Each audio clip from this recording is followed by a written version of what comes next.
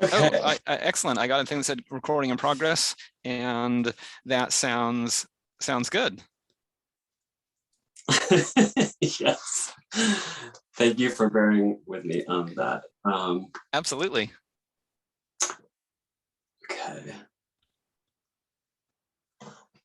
All right. So Walter, thank you again for joining me from Washington, the other Washington. I guess let's just let me just change my filter. It's a little bit extreme now that I'm seeing it. And then we'll get started. Right. Well, I'll take this opportunity to say hello and thank you for having me here.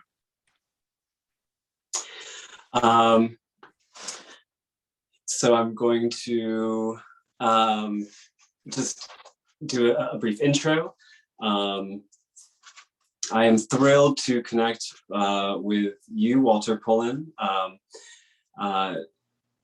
Walter is the author of Evolution of the Spirit, Our Journey Through the Universe, which he published in 2011 and is actually was part of my first introduction to you after discovering an old episode of Dolores Cannon's radio broadcast, which was called The Metaphysical Hour. Walter, you are an astrologer. You created and maintain the Astrolog, which is an open source astrological software program that has been available online free for quite a few years. You're also the creator of the Labyrinth Oracle, Cards for the Spiritual Path, which your sister Kathy beautifully illustrated, and which I've been kind of investigating the last few days. You're also a Scorpio with a Sagittarius moon and Capricorn rising, and a pig in the Chinese zodiac, and you have many other creations and offerings. So Walter, welcome again, and thank you for joining me on Sovereignty. Thank you for that introduction, and thank you for the quality explanation. You summarized many things quite well there. Well, good. That's better than the alternative. Yeah, I know many for introductions. Sometimes there's the question like, oh, well, who are you, and so on. And I found that often it's easier to describe like what is easier than who. In other words, it's much more easy to say like, well, what do you do? Because that's more concrete and physical. You can just say, well, yes, I'm an author, I'm an astrologer, and here's this book and those cards and that program. But it's a little bit harder to say, well, to get into like, well, who are you? And often it can be more difficult to say like, well, who are you really? And it can be like, well, I'm a human being, or I'm a spirit, I'm a spiritual seeker, I'm an explorer or sharer of the labyrinth of life. I mean, I tried to come up with a one-sentence summary of myself, and I came up with, I am a smiling ball of celestial love, bouncing and rolling through the labyrinth of life.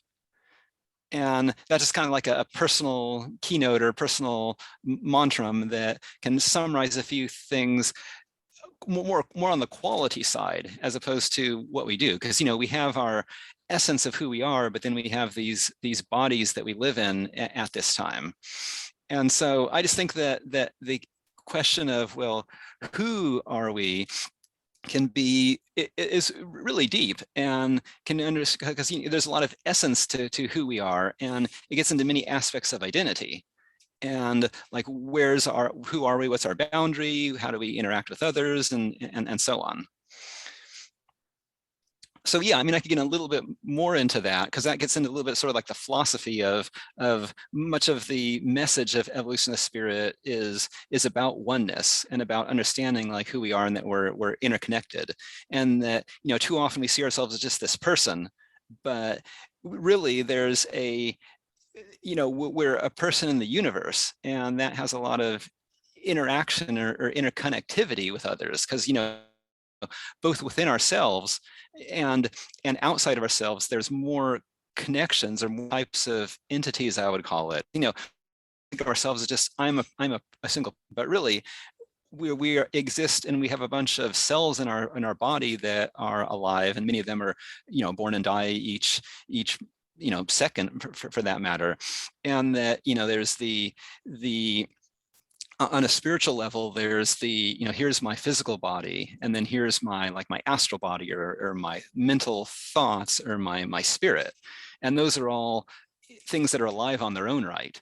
And, you know, just, I mean, even in science, you can hear where sometimes where if someone is brain dead, it's like the spirit has left the body, but the physical lump of flesh is being kept alive through science. But there really isn't any, you know, spirit in that body anymore. And so we can recognize just the different parts that form who we are. And similarly, outside the body, there's a connection. In other words, you can think of, and this all relates to the philosophy of oneness, is that outside there's like a family, for example, that can be considered as just one entity all by itself. And similarly, on higher levels, you can think of like a country as like an entity. And so when you have like two people come together in either friendship or conflict, then you can have like, you know, two countries can come together in like friendship or conflict. And they're like entities in their own way that have like a, you know, the government is like the brain, and you've got like workers as the body, or you know, things like that. And so there's many other types of entities out there.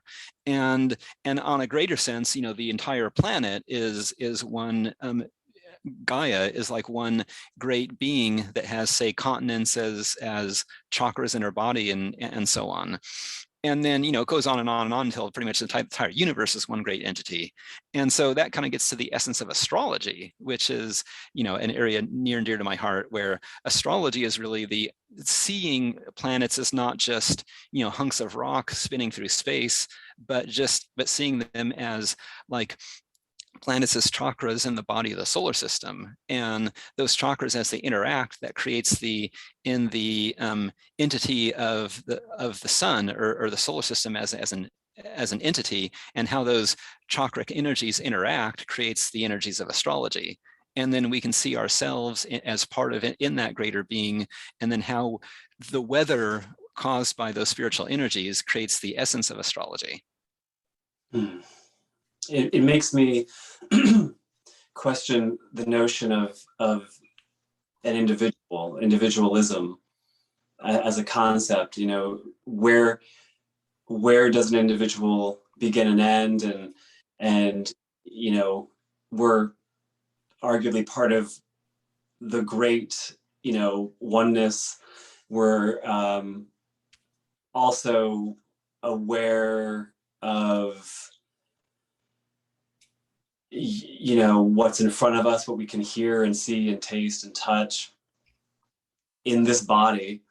So, you know, and arguably there's a collective consciousness that's tapped into in, as you say, various forms: a family, a community, a nation, the Gaia, the world, you know.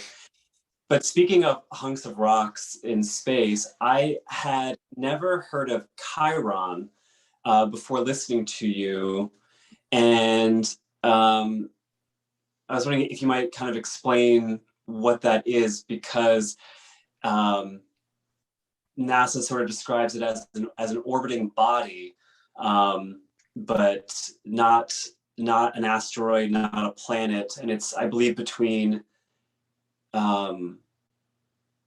it's near, or not near, but it's between either Jupiter and Uranus, or Saturn and Uranus. And it's an interesting thing I've never heard of before you mentioned it. Oh yeah, because Chiron has like about a 51-year orbital cycle, which is between Saturn and Uranus. And so basically it's kind of like look for our body as an analogy. You know, we've got the main planets, just like you've got the 7 main chakras. And you know, Mercury, Venus, Mars, Jupiter, Saturn, before you get to like the outer planets. But of course we have other chakras in our body and other glands and so on too. And Right. Chiron is important because it's a centaur. It's named after one of the mythological centaurs, and it's like an interaction between planets because it kind of crosses the orbit of planets. So Chiron is kind of like a channel between, because each of the planets kind of has its own energy, and it's like its own area of expertise or its own kind of mini universe. And Chiron, it crosses the boundaries. So it's not like just an asteroid that's limited between the inner main belt between Mars and Jupiter.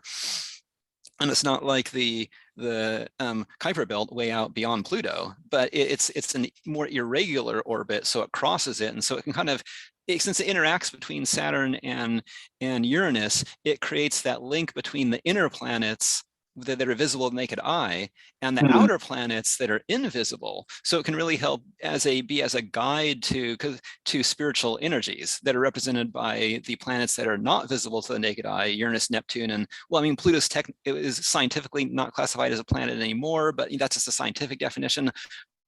So astrologically, it still has very strong astrological energies. So, often we just still call it a planet, but for simplicity. But, Chiron is kind of like that, named after the wise, the wise wounded healer. And so it can represent kind of the wounds and as we go through life, and it can be kind of the things that sometimes the things that bring us to spirituality, or the deeper, more abstract energies represented by the outer planets. And of course, the Chiron's not the only centaur. I mean, if you get into it, just like there's, because there's many depth. There's a lot of depth to astrology. Like you can just look at your sun sign, like in newspaper astrology, and just say that, oh, sun in Scorpio, sun in Sagittarius. That can mean things, and that can be sort of interesting, and that can give you at least some value. But of course, any astrologer worth a name realizes that that's not really you want more detail, and to get that extra detail, you want to see like, where is my moon and where is my rising sign and where are all the planets, and that gives you a more detailed picture of the energies at the time you were born, and therefore the energies that you are working with or trying to express and what you're trying to develop in this lifetime. And then you can look beyond just those bodies. You can look at other dwarf planets and look at the centaurs, which is not just Chiron. There's a few others like Pholus and Nessus and so on that have meaning too, and can be sort of like guides or interactions in different ways. Centaurs then symbolize guides in this view, or guardians? I'd say they can, but it's because the centaurs are also kind of rowdy, so that they can be yeah, they can be, kind of aggressive too. I mean, right. Chiron is an important one because Chiron was very, is a healer. And so it just kind of shows the multitude of energies that are available. And because sometimes a guide may not be like a guru acting all friendly. A guide may be, sometimes getting a slap in the face from the universe. And that can be a guide just as much. So I mean, it just some things in life that can make us aware of deeper energies. And that's kind of what the evolutionary process on Earth is, where sometimes it's very difficult and challenging, and we can have, challenging experiences, and they can often be keys that can create growth. And at least a ways that you can, take advantage of the Earth School, as we call it, where the experiences that we have here can help us grow. And we still want to be sensitive. You don't want to just say that, oh, here's a bad experience, that's here to help you grow. And depending on who you're talking to, you want to tailor the message appropriately, and not just, oh, someone stole your car, that must be your karma, or something like that. So you want to be kind and be kind to ourselves too, that much as we struggle through life and grow, but especially be kind to others for their struggles, and help out where we can. That's part of the oneness concept is how can I improve the world condition? How can I not just grow myself, but how can I help the world grow, or help others grow, or relieve suffering? So I want to get your thoughts on kind of where the country, where America and the world are in relationship to the astrological situation that we're in now. But I first want to ask you what sovereignty means to you, or what you would, I'd love you to respond to the notion of sovereignty. Yeah, well, sovereignty or personal sovereignty, it seemed like it's mostly like, I would say it's like being in proper integration of yourself or in proper control of yourself. In other words, there's the, like looking back at yourself as what are we composed of? We're not just composed of cells, but we're composed of like our physical body, at least as long as we're physically incarnated, but also our emotional body and our mental body and our spiritual body. And when we first starting out or when we're growing, some of these higher bodies, the bodies are either out of sync with each other, or they're not very well controlled, or they're not really aware of them to begin with. And that can sort of make one, I mean, it's natural, but in the early stages, we don't really have really well control of ourselves. Like, for example, a person, like looking at the emotional nature, sometimes people are controlled by their emotions as opposed to, you use the emotions as like, tools. Like, for example, when someone is controlled by rage and then starts acting out and throwing punches and stuff like that, it's sort of like it's their emotional body is leading them as opposed to them making a conscious decision to do something.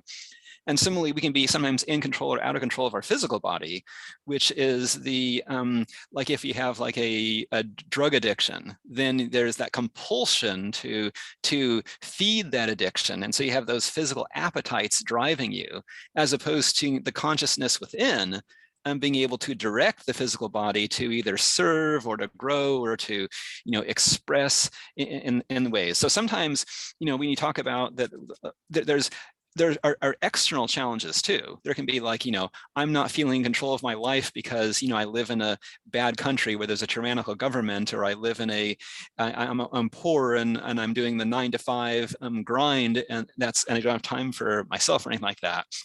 So that way I can feel sort of out of control, or, not not sovereign of my own life. And that's part of it too. So there is definitely things we can do to, promote freedom or promote people that could give them the ability to, live lives without over too much struggle, where the struggle is in a appropriately applied. It's like, I can, struggle to write a book as opposed to struggle to, feed my children or whatever, or struggle to not be enslaved or anything like that. And so, we want to have the more positive struggles as opposed to the kind of the negative struggles. And so, but anyway, so I'm saying there can be external issues that we can work with, but much of the things we have more control over what we do internally.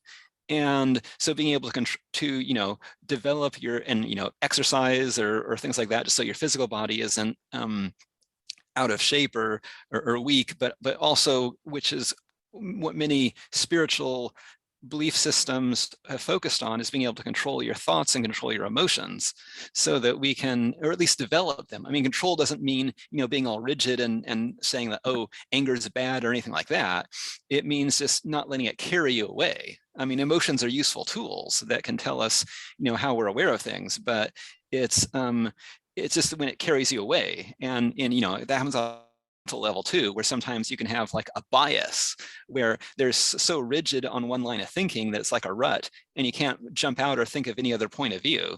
And that sometimes, when there's the mental rut, then that can create, especially when it's inflamed by the emotional passions, then that leads one into, say, acting like more physical violent. And then you have someone that it's like they're being driven by their the state of their bodies, as opposed to being directed from like the soul within.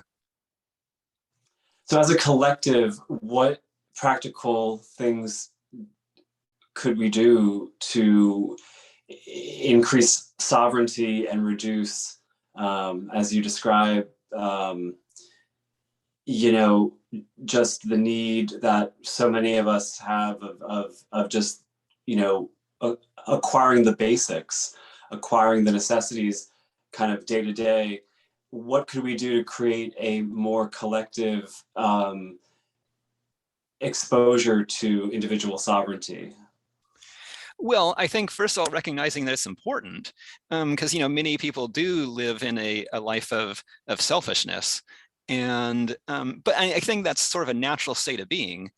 and eventually I think you grow out of it once you become aware of, the greater parts of yourself. I mean, many people, they're attached to their physical body and their appearance and or the number of likes they get on Facebook because that's all they're aware of. They're not really mentally oriented, and they're not really aware that a soul even exists. So it's like when you're again, that's natural. Like if you think of like a rock or a plant, they really only exist more or less on a physical level. And you can get into like, the animal kingdom that is more, it brings in more of the emotions. And then, humanity brings in more like the mental part. And then eventually when you get to like angels and things like that, you get more and more developed aspects of spirit. And that kind of keeps on going, where there's even, many exalted types of spirituality and being. So yeah, so I mean, how do we actually improve the physical condition? Well, I mean, I guess it's like we are partly by doing what we can. In other words, we are each a drop in the ocean, and a bunch of drops coming together can make a lake or a river or the ocean itself.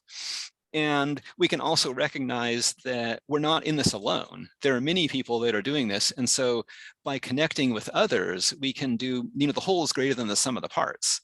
And the country, for example, is a being with its own sovereignty or lack thereof, just like we as individuals have. So the country is, with the struggles that it's going through now, it's like an entity, and just as I sometimes grow and learn things and hopefully am willing to see my mistakes and willing to make changes, so is the country. And like many throughout the 20th century, many countries are trying out different forms of government, many isms. Here, let's try out communism, let's try out capitalism, let's try out totalitarianism, and many of them worked sometimes better than others. And so we can, as we work through that, figure out how can we work through those things and recognize that, yes, we are still in a learning process, and we can do that and make adjustments. So for example, in the United States, a very simple example is the, amendments to the Constitution. We had a base Constitution we created with the Bill of Rights, but realized that, that's not, we want it to be like a living document where we can realize that, oh, here's something else we should enshrine or have as a key right that we can put in additional amendments. So interesting. Yeah, I mean, sovereignty, I think is seems like such a catchphrase nowadays. And I remember even 10 years ago, you would say the word and people either would ask what it meant, or they would assume you were talking about a nation state. It's kind of new that we collectively are more and more applying it to the individual. I want to go back to something that you were saying just a few minutes ago, which was, part of being sovereign is being able to kind of self-direct, not necessarily, focus on controlling, but at least not be controlled by one's emotions. And I wonder kind of how that connects to the concept of ego. When I was living on an ashram in India, I've also done, yoga workshops and things like that. There has been, in my experience, this kind of push to disconnect from or even kill the ego. And I always felt that I didn't like that notion, because the reason the antelope runs from the lion is the ego, and I think it's a blessing to be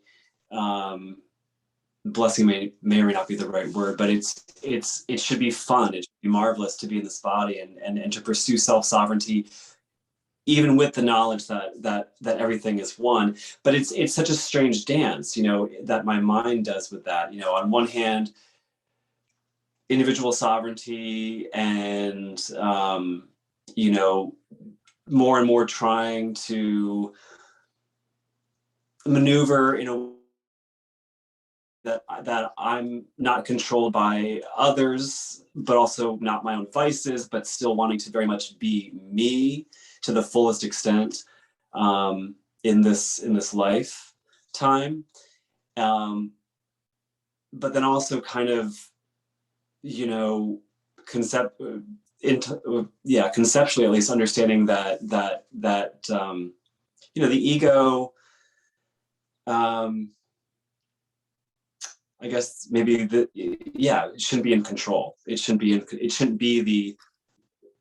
the director. Maybe it should be the directed, I guess, the actor. But what do you think of ego as a concept, I guess? Oh, yes. I mean, certainly. I mean, the ego exists, and I believe that the ego is kind of like the physical body itself in that it can be a useful tool. And yes, there is the concept that the ego can be out of control, or if one is overly selfish, but it's possible to go the other direction too, and to try to stamp out the ego, which can sometimes be a form of egotism in itself, if that makes sense. In other words, there can be my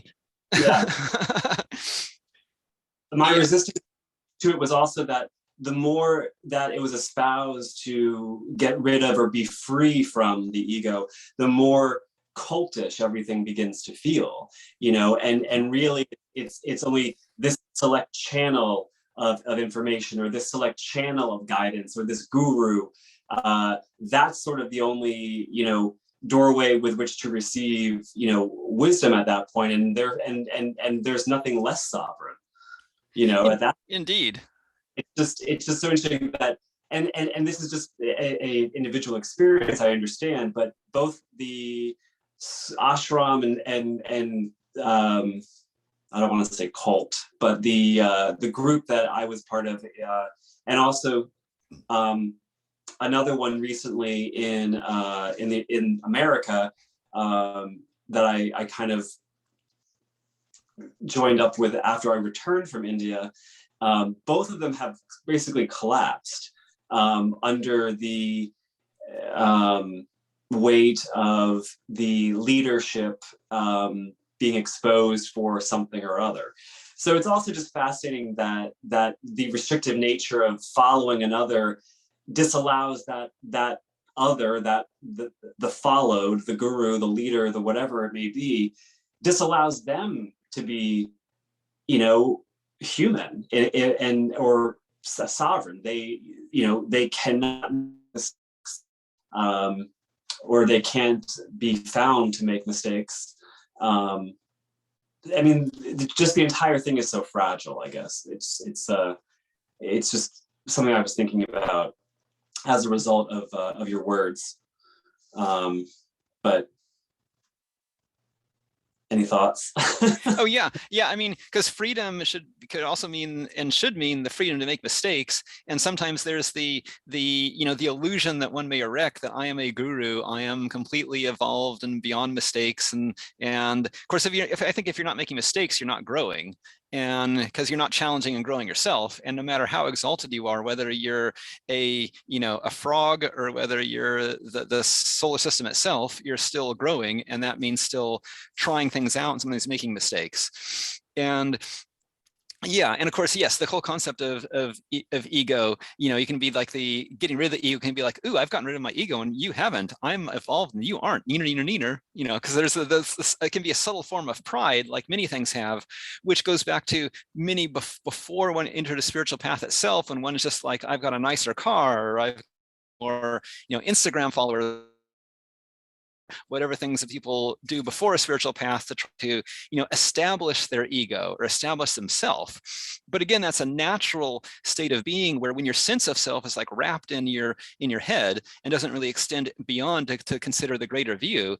I mean, that is what you deal with. And when you're not really thinking spiritually, but thinking, you know, just physically, then it is about money, because that's just all the consciousness is aware of. But as we grow, we can both realize that there are some other more meaningful things in life, like, you know, developing qualities like love and compassion, or that's not just about me, it's about, you know, others and loved ones in the world. Gradually we sort of increase our awareness or our identification, who can we connect with. And so it is sort of all a natural process. And yes, and it can be a process that hopefully, that sometimes sure we just as we rest sometimes, like at night when we go to sleep, or we rest in between incarnations, or there can be times where, you know, we are development might be arrested where maybe we're making a mistake or something. It's kind of like, I like to use the analogy of a maze for life, because, I like mazes a lot too, mazes and labyrinths. And Yes. yeah, is that like life is a maze and we're wandering through it, but there's the journey or the enjoyment of the maze itself, and things like mistakes can be like dead ends, where we go down a dead end and we try it out because that's what we think was the best choice at the time, but we learn that, oh, that isn't the way through. So, well, yeah. So I think we were talking about the maze of life and about the dead ends of the maze of life, and how there can be analogous to the challenges or mistakes that we might make in physical life, where it's all part of the process, and even part of the fun, because as I like to say, if you go through a maze and you don't hit any dead ends, then you should probably be doing harder mazes. And similarly, in acceptance of emotion, if you could go through an entire day and you don't have like any, so-called negative emotions, then maybe your life isn't difficult enough. And so I think it's all part of the process. And we go down a dead end and then we realize it's not the way to go, and then so you turn around and retrace your steps, and it seems like an arrest of development, but really it's all part of it, even if it may not seem like it, because that gives you the experience of the dead end and what sort of types of things lead to dead ends, which I think is all part of the process. What types of things do lead to dead ends? Well, some of it's natural, and some of it is like, if it's straying from the path, then often it's, at least as far as we're going, when where for us evolution is more more towards spiritual and more toward unity, then a dead end would be something that's more dense or separate. In other words, dense would mean it's like I'm just desiring money or wealth or something like that, and perhaps at the expense of the environment. And that can cause problems once, like, we run out of resources or things like that. I mean, I'm talking both individually and collectively. And so it can be physical, or it could be just selfish, where they're somewhat related, where if a country or a person is just being selfish and is trying to grab as many things for themselves, then they'll eventually get resistance from others. And then that will create the dynamic of a conflict or a war, or so on. And those types of things will tend to cause pain or whatever, where eventually, when things act up, or Gaia herself acts up, or something acts up, and then that creates what might seem as like karma. But for me, karma is just simply action and reaction. In other words, everything has a suitable action. We may not be able to see it immediately, and sometimes the actions and reactions arc through the spiritual planes and may not come until another life. But I just think it's more natural, based on the vibration we give off creates the vibration we receive. And there's not really like these lords of karma that are sitting there judging us, saying that, oh, you did bad, so in next life you get to be an outhouse or whatever. And something like that. So,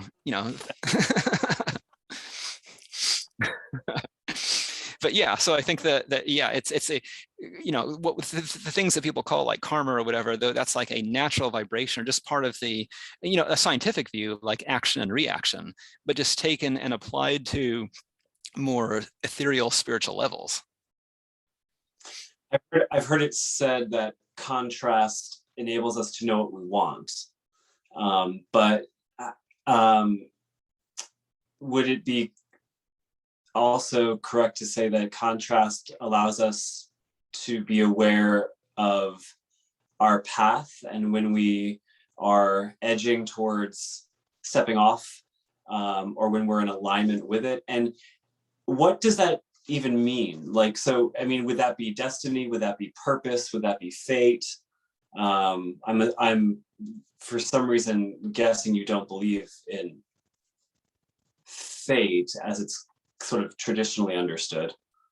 Well, fate is interesting. Well, there's a few interesting points being raised there, and fate is interesting because fate suggests that things are predestined, and that we're on a railroad track and can't control that. Well, I think most of us would believe in free will, which means that things haven't been determined, and that we can decide what's going to happen.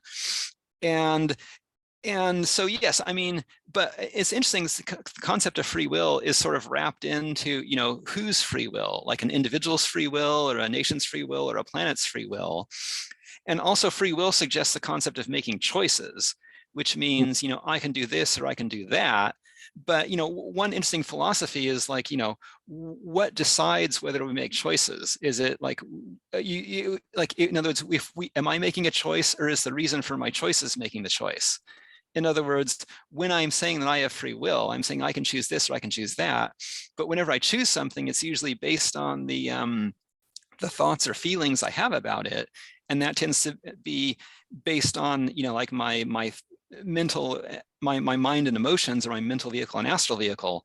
So in a sense, a concept that free will and predestination are kind of are one and the same, if that makes sense. It gets very abstract and very detailed here, but there is kind of the concept of seeing that I'm separate from the world and I can be separate from it and move myself through it. But really, we're all sort of together here. So it's sort of the free will of the universe happening. And that's important to realize when it seems like that, that things happen that are out of my control or whatever. But really, since we're all one, it's in a sense is all within our control, if that kind of makes sense. Well, whether or not it makes sense, I think it's true. Yes, or it reminds me of a classic Zen story about where someone was saying that, once you're enlightened, are you no longer subject to the law of karma? And that was saying like, then there can be a bad view that says that, you're still subject to karma. Or there's, I become liberated from karma. We talk about that. I'm liberated from my past karma, and I'm no longer have to incarnate on this, lame world. But really, it's cause and effect exists on even very high spiritual levels, where even if you're, on a divine level, there's still like what you might call cause and effect. And so, but really, there was in the classic Zen story, it was like recognizing that it's the enlightened person is one with the law of karma. Because once you really see yourself as connected with not just those around you, but with the forces of the universe itself, then you can kind of work with it and understand how things work. And that kind of makes it so karma is not really something happening to you, but something that you're sort of working with as we grow. Because our existence here is like through time is like a product of consciousness. In other words, we wonder like, is time an illusion? Or does time not exist? Sometimes you hear that thrown around. Time is an illusion. Time doesn't exist. But as far as when we're incarnated or in existence in this world, time is kind of the concept of consciousness, and consciousness itself is kind of a limitation, in that it's kind of a taking the whole and marking out a piece of it and recognizing and putting the energy into that. And that's sort of important. It's a separation, but it allows the self to experience the whole. And that's kind of, when you're looking at the world, even, there are separate galaxies, there are separate, planets in the solar system, each with its own energy. And each of us has our own role that we're playing, or our own, what you might call individual destiny, or individual, role that we're playing. And so we can accept that and realize that, but see it as part of the greater whole, if that makes sense.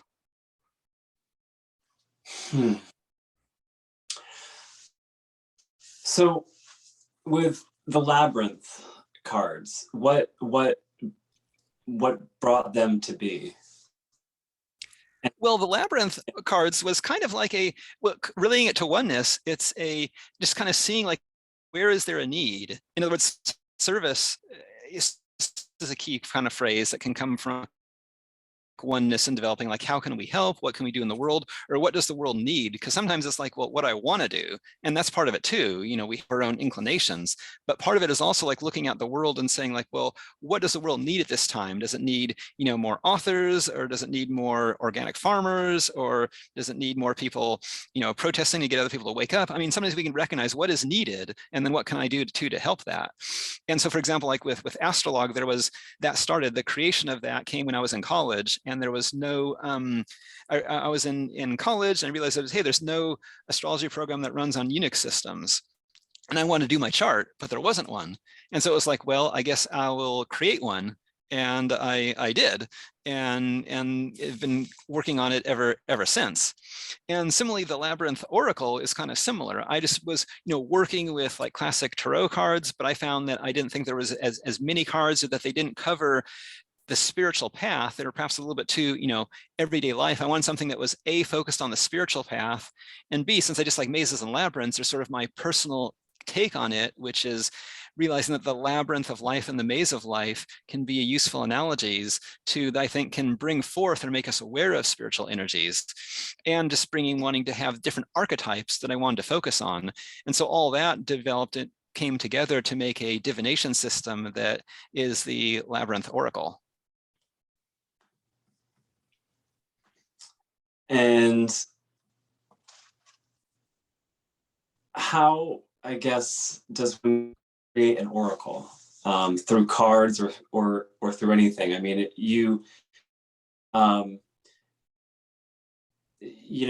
like there's a lot of symbolism, Two of Arches, the Page of Flags, Queen of Obelisks, Chaos. It seems to follow sort of a similar model to tarot cards, in that, you will find what you need to find. But could you just elaborate more on the creation of the cards and the designing of the Labyrinth Oracle? Oh, yes, absolutely. And first, there are many types of divination, or ways of getting in touch with your intuition or expressing spirituality in real life. And, astrology is sort of a type of divination. And so is reading tea leaves, or just, past life regression, and oracle cards is another way. And oracle cards are of doing that, because there's the classic tarot deck that has a specific cards and specific meanings and specific card layouts, but a number of people make oracle decks, which means like something tarot scheme, and has you sort of can make your own cards. And for me, yeah, I took sort of a hybrid route, where I have base cards, which corresponds to kind of like a major arcana that has general meanings or core archetypes. And then I have sort of what might be a minor arcana, which are the suits. However, my suits are not based on the 4 elements, but they're based on the 3 modes of astrology. So instead of 4 suits, even though there's 109 labyrinth cards, there's more cards total, there's only 3 suits, but they deal with, and I call them arches, flags, and obelisks. And that's just something that I think hasn't been done before, where they kind of correspond with the trinity of like cardinal, fixed, and mutable in astrology, as opposed to the 4 elements. So the Labyrinth Oracle is more about like actions and desires, as opposed to like the states of matter, fire, earth, air, and water, that the tarot suits do. So I kind of turned things 90 degrees and kind of took a different approach to cards and divination. And that creates a kind of an interesting dynamic that can be familiar to one who has worked with tarot, but is also kind of new and may feel very different, because things have been kind of shifted 90 degrees. And so it's approaching it from like a perpendicular angle, which I think, which at least for me, because some of it's my personal path, and then it may resonate with others. And if it can help others on their path too, especially since I call it Labyrinth Oracle Cards for the Spiritual Path. So the cards are, and the deck was designed from the ground up, specifically designed for more spiritual seekers that are more dealing with more spiritual topics and issues. Would you say that Astrolog has evolved a lot, a little, since you created it in '91? Is that right? Yes, that was the year it was released. So I had the 30th anniversary release of Astrolog just the other month, which I timed to the second. In other words, hovering with my finger over the up and waiting for the exact second when I released it back in college, 1991, and then I pressed it right there for the 30-year anniversary, just because, just to be aligned in that way. And so that's the most recent version. But yeah, Astrolog has grown a lot, because early it was very, very small, and now it's grown to be as good as commercial programs in many ways. But I've also learned as I've grown, I've introduced things into astrologue, like for example, esoteric astrology. In other words, astrology is like life itself, where there can be the mundane parts of it, but there can also be the more spiritual parts of it. And similarly, astrology is the same thing. It can be like, am I just looking at, mundane things like the stock market, or when will I find love, or whatnot? But there can also be esoteric astrology that is, which I've learned about over the years, that takes a more spiritual approach to astrology, which is more about the development of soul qualities and the soul's expression, and also the development of humanity as a whole. And so astrologue has a number of esoteric astrology features that I've just chosen to focus on, because just like every individual life, we choose what things to focus on. I could be an artist or a doctor or a lawyer or whatnot, and similarly software is kind of like an entity of its own. And astrologue has taken a more, it started out as just sort of a program like any other, but as it's grown, it's kind of done its own spiritual path, so to speak, and it's chosen to grow spiritually, and therefore it has many esoteric astrology features. And yeah, so that's one direction that it's gone. And another thing that I've done in just the past few years is tried to develop astrology itself by focusing on planetary moons. And so that's like a fundamental feature in astrologue that you won't find elsewhere yet.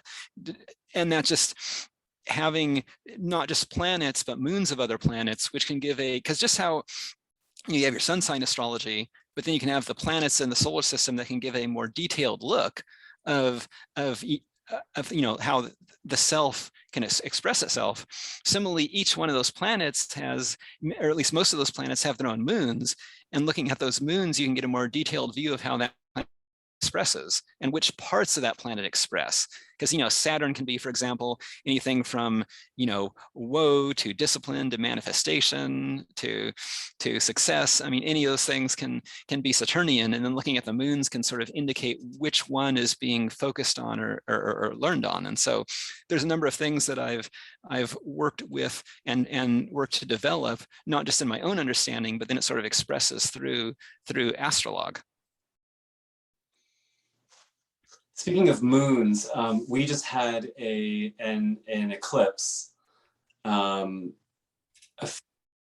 couple weeks ago, not even. Yeah, November 19th.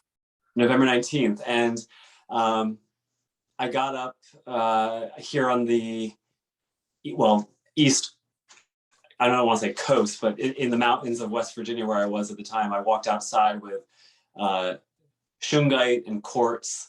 And a good friend of mine made sure that we got up, 3 a.m. and witnessed it. So I'd love to hear, any omens that you may have taken from the November 19th eclipse. And also, I heard you on a podcast, and forgive me, I don't remember the name of the woman who hosts it, but it's her and a man, I believe they're in Georgia. But you had said in December of 2020, which is an interesting month and year for many reasons, but not least of which is my birthday. But you said that we, and I'm kidding, but you said that we were sort of moving through and maybe even out of a time of kind of inner healing so that we can better sort of externally heal our external, because we had been healing our internal. And that was really kind of interesting for me to hear, because I feel like I'm getting very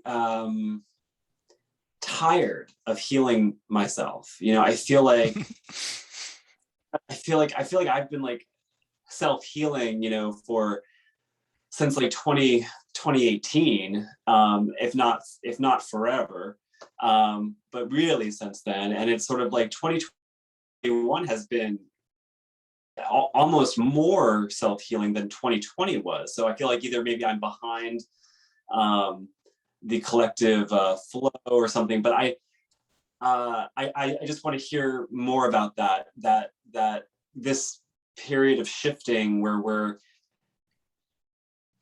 having inner healing and then moving to where we can be healers of I don't want to say others, because that's not correct, but facilitators of healing beyond our inner selves, if that makes sense. Yeah, it's kind of like once you graduate from college and then you go out into the world. In other words, and even like the purpose of ego. In other words, there's the self-development that we do for a while, but you could say, like, why are we developing ourselves? It's so that we can be useful tools and you're useful servers in the world, so that once we are developed, then we can go out and use those abilities that we've developed and done, or once we've healed ourselves, then we can get back out there and do things now that we're healed. And so yes, there are cycles, and that's one nice thing that astrology can do, is it can help illustrate those energies and cycles that can, and if nothing else, just even recognizing the pandemic that kind of made us everyone go inward for a while, and made it was like, when the roads were empty and then all the birds were coming out, and just kind of it was a kind of a collective go inward, and then now there's more of a collective going outward. And hopefully we have integrated or processed or learned the right thing, so that when we go out, we can do that positively. And of course, as with most things, it's sort of a mixed bag, because depending on the individuals in question, some may be more positive, others may be still more on the growth path, to put it nicely. But yeah, so it is a process, but we don't have to. It's important to realize that we're all on our own path, and that there are general energies that affect the world as a whole. But since we all have our own individual charts, there are the personal energies of how things affect us, and so we shouldn't necessarily compare ourselves to others. And sometimes it is okay to take longer than we need to do the inner work, because the more inner work we do, the better outer work we can do once we're doing that. And of course, it's not only inner work and then you only do outer work. It's a continual process, like stair steps. Like we learn a little bit more, we express it or manifest it, and then we learn a little bit more. And so it's kind of like a pendulum or whatever. And of course we are, as divine sparks of, or sparks of the divine, we can, we're our own works of art, so to speak. And so sometimes just working on yourself can be an end in and of itself, and for some that is really what they're focused on in this lifetime. It's not like everyone has to be a server of humanity, and often quote unquote server of humanity doesn't have to mean being flashy or being out there or being famous. Most evolved people are very, very humble. So there's many ways to express ourselves or to express the spirit within. And one of the nice diversity things of the diverse humanity is that it shows there's many ways to do it. Where do you see America in relation to everything, I guess, but the world? I mean, our collective. I guess America would have its own astrology. Independence Day, July 4th, 1775 was, where we declared independence, but arguably we, 1789 kind of really, we're at a place where we got our first taste of sovereignty. But yeah, I mean, any thoughts on that? Oh yeah, and definitely countries do have their own astrology charts, just like as entities, as like unique entities. They do have their astrology charts, and we can look at them. And like the United States is having its own Pluto return coming up, which means that Pluto is reaching where it was when our country was founded. And Pluto is about transformation. And oh, wow. And so, yeah, so that suggests that there are, transformations coming up for the United States, and that can be good or bad. It's kind of up to us, or up to the the components that form our country, how we deal with it, because that can be kind of a regeneration, because Pluto can be like something that liberates us from form. Okay. Yeah, so yeah, I was talking about the concept of time, where it's sort of like if we disconnect from time and become truly timeless, then we're sort of both in a sense like just a speck of dust that hasn't really started an evolutionary journey yet, but at the same time we're each a galaxy or one with divinity itself. And you can sort of connect those two ends of the circle together and have like the start and end of the universe. But so really, since consciousness is a product of time, indicates like the journey that we take from there. In a sense, we have to have a journey, or you have to have a time to get from one to the other, at least for the speck of consciousness going along those beads of string from one to the other. And so that led to the struggles, in a sense, is what creates the energy, or what we push against. In other words, what brings you from one to the other, one step to the other, is you kind of have to press down and then lift your leg up when going upstairs, to use a physical analogy. And similarly, for like a spiritual analogy, there's the struggles and mistakes we make that creates that pressure, that how these things come about. And so in a sense, sometimes it's the well, there's a quote in astrology that says, like, the personality likes trines, but the soul likes squares, which means that we who are physically alive, we tend to like the trine aspect, which means the easy, harmonious aspect, because we want things to be nice and friendly. But that from a soul point of view, before we get to here, we like the challenge of the conflict of the square aspects, because that creates the struggle or the lessons that we learn. Whether we pass or fail a lesson, the lesson is learned. In other words, you could, be a nice person and have a really loving relationship, or you could be a mean person and die old and alone. But kind of either way, the same thing happens. After death, you realize that that the value of love. And so in a sense, that's in a way that regardless of how we went, the lesson was learned either way. And of course, yes, we can learn things the easy way or the hard way. And of course, many people learn things the hard way because they can't learn them otherwise. But I'm just saying that that's from a vast point of view, that sometimes it's hard to get when we're down here in the physical body with our physical concerns and struggles. But from a vaster point of view, we can sort of see that way, and that sometimes we do learn sometimes more from our failures than from our successes.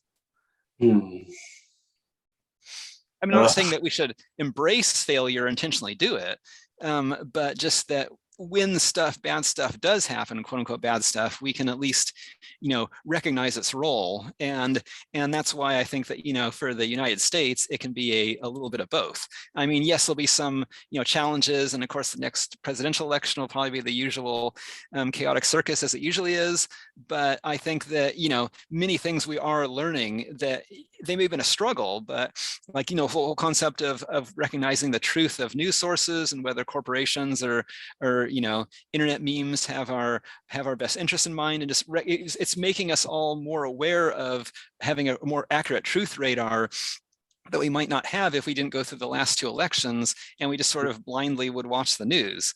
And it's similarly like another lesson is like environmentalism. In other words, environmentalism came out once we started running out of resources. In other words, back in like the 40s or 50s, we would just, grow capitalism, and it wasn't until we started having shortages and pollution that we realized that, hey, there's kind of too many people and not enough resources. And that kind of makes us realize that we have to be more aware of that and more aware of the earth. And so you can almost say that the recognizing the essence of Gaia or environmentalism came from about of those challenges, or recognizing that. And it may not have happened if everyone's just living, if there's only like a much lower population on Earth and everyone was living in their tropical paradise, everyone has everything they need. There really is no evolutionary pressure to learn how to cooperate with others or how to share resources. And that's one thing that we are having now in our world today, is that the situation is making us aware of different ideologies and different areas, and that there's only one planet, that we,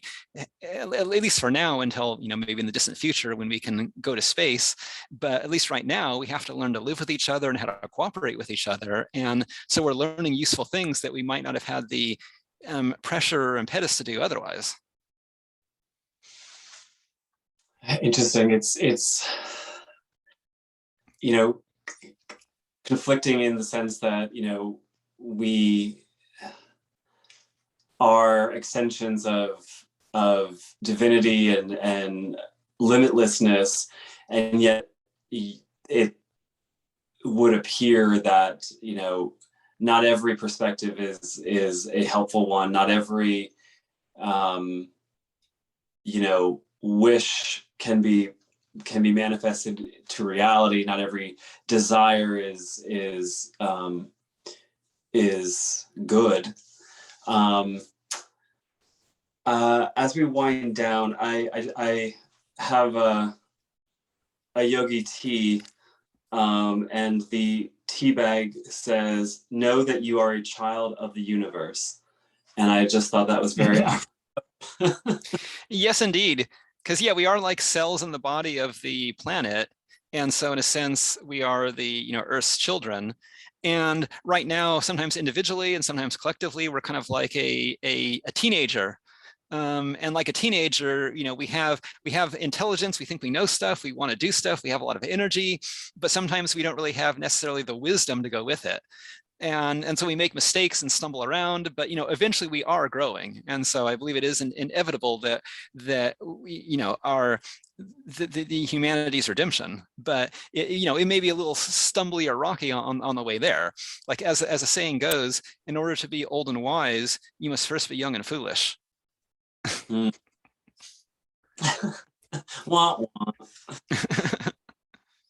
wah. Well, any closing thoughts? I truly hope to talk to you again, and know that I will, if that's to be. Absolutely. The book is Evolution of the Spirit, Our Journey Through the Universe. It's pretty findable online. The Labyrinth Oracle cards for the spiritual path have two options. Briefly describe the options again. One kind of has the directions included, or the how-to. Oh yeah, yeah. Right? Like for the Labyrinth Oracle, you can buy just the cards themselves if you just want to deal with them, which can work because the card has a keyword that the essence of the card in one word. But you can also get like a more expansive version that, you know, comes with a book describing the spreads you can do, and like a page describing the details or nuances of each card, like astrology, where you can just do the basic thing, or you can have the more detail if you want it, or if you want to do that. Right. Minute and time that you emerged from the womb versus, you know, just being a month. Yeah, I wanted to. And astrologue. I highly recommend that you check out Astrologue. It's a delightful, and I mean this in a very good way. It's a delightful wormhole that you can kind of navigate through. You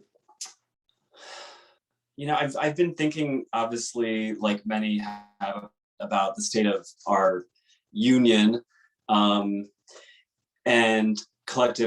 our collective and collective consciousness, and the shift of what feels like a shift in collective consciousness, more and more and more and more of late. Think it is accelerating, and briefly, what are your feelings on the term ascension, or the terms the ascending or the ascended, or the the awakening community, these kind of terms that seem to imply that you know, we're signing up for some sort of great realization, or coming of, not age, but you know what I mean. Yeah, and I think the terms can be useful if they're used properly, because I think ascension is more of a process than a state that's yes or no. In other words, ascending, there's always more levels you can ascend. And so ascension, you'd have to define, determining exactly what has been ascended to, or what has been ascended from, or how you define that. And because, again, that can also be an ego thing, like this is ascended and you're not, or whatever. So, but properly approached, you can recognize that, yes, there is an awakening going on, and these are accelerated times, both astrologically and socially. And but we can recognize just that, there is, from one step to another, we can define like what exactly does this level of consciousness mean that has gone on to, and then once you do that, what would be the next level after that?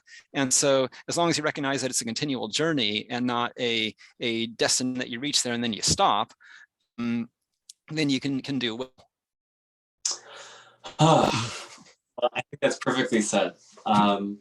So I guess we'll leave it there. Walter Pullen, thank you so much for connecting with me and joining me on sovereignty. I bid you do well. And I so appreciate this conversation. Well, thank you very much for having me, and thank you for co-creating this interview with me today. So many blessings. Thank you again. Blessings to you as well. Blessings.